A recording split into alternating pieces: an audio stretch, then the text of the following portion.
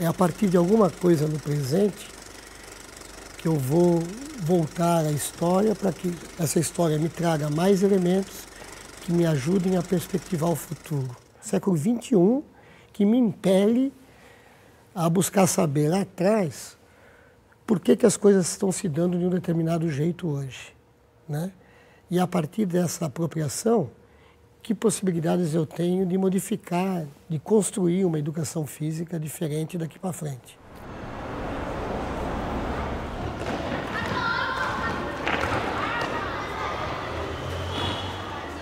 Ó, só que abre a roda para caber todo mundo.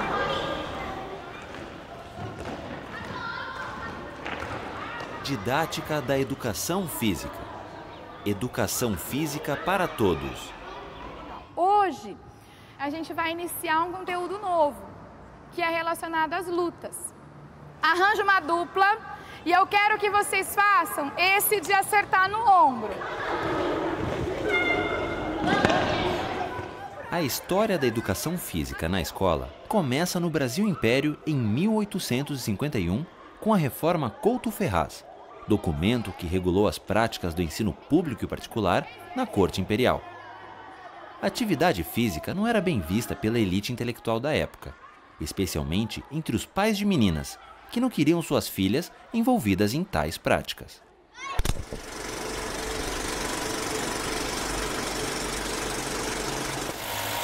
No final do século XIX, 1882, Rui Barbosa defendeu no Brasil a importância da presença da ginástica no currículo escolar. E defendeu, inclusive, a importância desse componente curricular, chamado ginástica, à época não se chamava educação física, também extensivo às mulheres. Era introduzida na escola numa perspectiva em relação à mulher, a busca de prepará-la para a maternidade. E em relação ao homem, de prepará-lo para o trabalho e para a defesa da pátria. Ginástica, ela estava centrada na ideia de modelos europeus ginásticos, francês, sueco, dinamarquês, alemão. Eu importo esses modelos ginásticos para cá com a mesma finalidade de eugenização e higienização dos corpos, construção de corpos sadios e de corpos eugênicos, a partir de uma perspectiva de raça, de corpo perfeito, que era o corpo branco. O Brasil do século XIX desenvolve uma política de embranquecimento da raça. Elege o corpo branco como o protótipo de corpo a servir de modelo ao corpo do brasileiro. Então, a ideia da ginástica surge na escola nessa perspectiva de higienização e eugenização dos corpos. Esse modelo da educação física ajudaria a formar mão de obra para um país que transformava seus meios de produção. Nas primeiras décadas do século XX, o Brasil abandona o modelo agrário, comercial e exportador e adota o modelo industrial. E isso induz a busca de força de trabalho para dar conta do trabalho fabril. E a força de trabalho manual para esse trabalho fabril tinha que ser capacitado por alguém. Esse alguém passou a ser a educação física. E nesse momento, e eu já estou aqui na segunda metade dos anos 30 do século XX, a educação física se torna componente curricular obrigatório, inclusive por força da Constituição brasileira. A Constituição de 1937 dizia da obrigatoriedade da educação física no sistema de ensino brasileiro, com o objetivo de adestrar fisicamente a força de trabalho do trabalhador brasileiro. Os conteúdos programáticos das disciplinas que formavam esse professor estavam todos eles centrados em disciplinas científicas da área biológica, da área biomédica. Então a educação física estava aprisionada, primeiro por uma cadeia médica, de tal forma que o professor não se percebia como professor, e sim como um agente de saúde. E o aluno, para ele, não era um aluno, era um paciente. Uma segunda cadeia que aprisionava a educação física era a cadeia militar. O professor não se percebia professor, ele se percebia um sargento, um militar. E o aluno, para ele, não era um aluno, era um recruta, que ele tinha que disciplinar na perspectiva corporal. E uma terceira cadeia se aproxima dessas duas, que é a cadeia esportiva. O professor não se vê como professor e se vê como um técnico esportivo. E para ele, o aluno não era um aluno, era um atleta. Digamos que a dimensão cultural não era tratada. E isso prevalece dessa maneira até a década de 80 na sociedade brasileira, porque a década de 80 é uma década paradigmática, de ruptura paradigmática. Esse processo, ele sinaliza a redemocratização e a possibilidade de um repensar da sociedade brasileira em vários campos da vida social. O palco social estava mudando. E à medida que muda o palco, muda o cenário educacional. No momento que mudam palco e cenário, mudam os papéis que a educação física estaria representando. E ela passa também a se perceber competente, qualificada, para exercer papéis vinculados à compreensão da cultura corporal. A educação física passou a ter como principal objetivo a compreensão da cultura corporal, que significa entender a relação da sociedade com o corpo e com o movimento. Além disso, a disciplina passou a buscar a inclusão de todos os alunos. O que antes era voltado para os mais aptos fisicamente, agora seria para todos. Vou passar um outro jogo para vocês, que a gente tem que trabalhar um pouquinho mais a força. Então, ó, mão com mão, mão com mão. E a gente vai ver aqui quem tem mais força para tirar o adversário do espaço. Preparado, Matheus? Vai! E aí o Matheus me tirou do espaço. Se a educação física não é só prática, e ela também tem um rol de conhecimentos que deve ser transmitido, que conhecimentos são esses, além dos aspectos da prática, né, que são inerentes à prática, mas que conhecimentos a educação física pode disponibilizar para esses alunos que, ao terminar o seu período de escolarização lá no ensino médio, o que é que ele leva da educação física para a vida dele, para ele então ser adepto da prática esportiva, ser alguém que vai consumir esporte e que vai ter uma vida ativa. Então toda essa gama de conhecimento deve, ao longo do período de escolarização, fazer parte também do planejamento do professor de educação física. Então eu vou colocar pequenininho, para a gente sentar do lado do número. Tá ok? Lembra quando a gente fez o vôlei convencional? No vôlei sentado é a mesma coisa. Vai! Segura, 1, 3, 2, último, procura o buraco. Aê! Rodou. O tempo inteiro lembrando, né, que a gente não aprende só na prática, não aprende só fazendo, tem que ter a pesquisa, tem que ter a parte conceitual, entender o que se faz, aprender sobre o que se faz e dentro de cada atividade as atitudes do jogo. Vou fazer de conta aqui então que nós estamos fazendo uma luta nesse espaço aqui, nesse círculo, então vamos abrir um pouquinho, que só vai entrar no espaço de jogo, de luta, quem for fazer a luta. Vai lá. Cumprimenta antes. Pode ser. E aí, prepara. Vai. Esse ano em específico, eu optei por construir o planejamento junto com os alunos, em fazer o planejamento participativo. Nós votamos e decidimos o que iria ser trabalhado durante o ano. Então, tudo é dialogado, conversado com o aluno. Essa questão da escolha deles, de estar lá o que eles escolheram, o que eles querem fazer, para eles é muito mais significativo, porque eles se tornam responsáveis também. O professor tem que ser acessível. O currículo tem que ser acessível para o aluno. Então, a acessibilidade é quais são os caminhos que podem ser dados para que esse aluno chegue aonde você, professor, imaginou que ele poderia chegar. Eu vou lançar essa bola para o outro lado, certo? A outra equipe não pode levantar para pegar a bola, certo? Tem que andar com o bumbum, tá bom? Então, rodou. Ué, tem que sentar, Natália. Tem que sentar, Beatriz.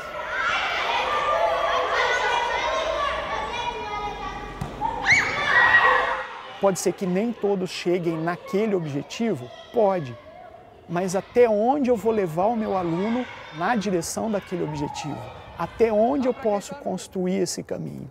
Do que é que eu lanço mão nas minhas práticas para levar esse aluno, né, a esse objetivo?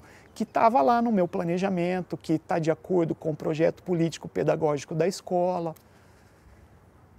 Eu penso, quando eu penso em educação física, eu penso por esse caminho, né? E esse caminho, na minha perspectiva, é o caminho da inclusão. Vem cá, João. Vamos ficar mais aqui para todo mundo ver. Ó. Abre aqui um pouquinho, Nath. Então, ó, tá todo mundo vendo. Tá eu e o João, nós vamos fazer o mais simplesinho de todos. Nós vamos virar saci. Então, quem desequilibrar o outro primeiro... Pode fazer forte? Marca ponto. Pode fazer forte. Aí você tem que pensar que nós estamos no chão duro, vai me derrubar que eu vou machucar. Então vai lá, eu tenho que desequilibrar o meu colega. Não vai se jogar no chão.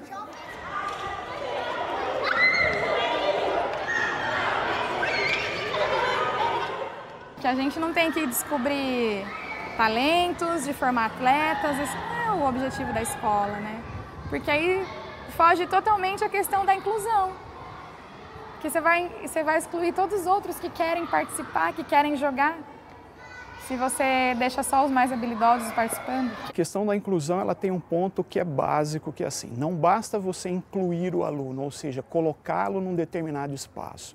Além desta inclusão ou dessa permanência, a necessidade que se tenha é que o aluno tenha acesso a esses elementos da cultura corporal. Outro aspecto é a permanência e a participação efetiva desse aluno nas atividades. É o engajamento desse aluno, é a prática desse aluno na própria atividade que está sendo proposta e foi elaborada pelo professor. Começou! De acordo com os parâmetros curriculares nacionais de 1997, todos os alunos têm o direito de conhecer e vivenciar as práticas da cultura corporal nas aulas de educação física, independentemente das habilidades e das características de cada um. Então, no sumô, né, tem essa dinâmica aqui de tirar o oponente do espaço. Meu primo, Andrei, fala assim que eu pareço assim, ó. Sumô. Sumô, ele fala? Por que ele fala isso pra Gabriele? Por causa que eu sou gorda. Porque ela é gordinha, tá? E, não, vamos pensar sobre isso.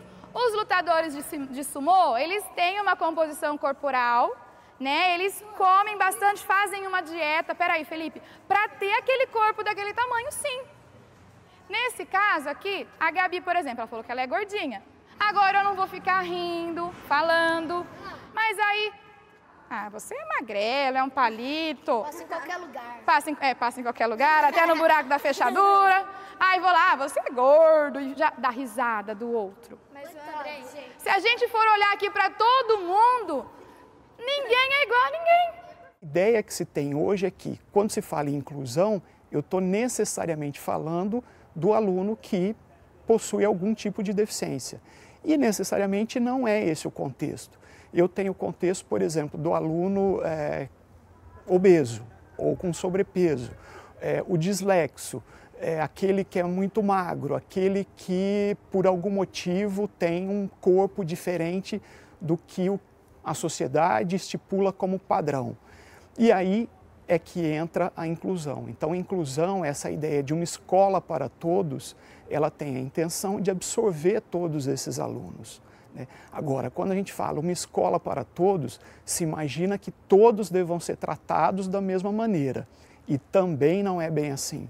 Eu recebo uma massa de alunos que chega à escola, mas cada um deles tem a sua particularidade, tem as suas individualidades, tem habilidades diferentes e, portanto, devem ser tratados ou devem ser oferecidos a esses alunos oportunidades também diferentes, né? Luiz Seabra chama atenção para a importância do professor valorizar as individualidades dos alunos para que todos sejam incluídos e tenham acesso às diversas compreensões da cultura corporal e da educação física. A abertura de compreender a educação física como cultura, dá para entender a educação física como linguagem, mas então a educação física não lida mais com a saúde? Lida. Eu preciso mostrar para o meu aluno o que acontece com o corpo dele quando esse corpo é submetido a esforço físico.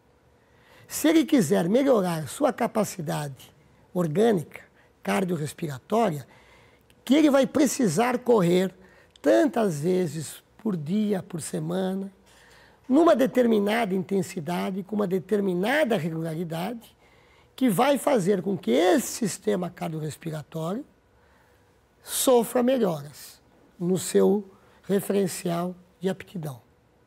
Eu ensino isso, é um conhecimento que eu vou passar para ele, para que ele, pro resto da vida dele, se quiser fazer uso desse conhecimento, faça. Se você estiver treinando com seu parceiro, você vai treinar. Você vai machucar ele. Com quem você vai treinar amanhã ou depois? Tenho que lembrar daquilo ali que o Gabriel falou. Eu preciso do meu adversário. Isso é diferente de pôr o aluno para correr 12 minutos, 20 minutos, num certo ritmo, tantas vezes por semana, sem dizer para ele por que ele está correndo. Pedro, como é que faz aí o início da luta que você fez aquela hora? Elas já cumprimentaram. Entrelaçar os dedos. E aí vocês já estão colocando o quê? Regras nesse jogo de luta que a gente acabou de inventar.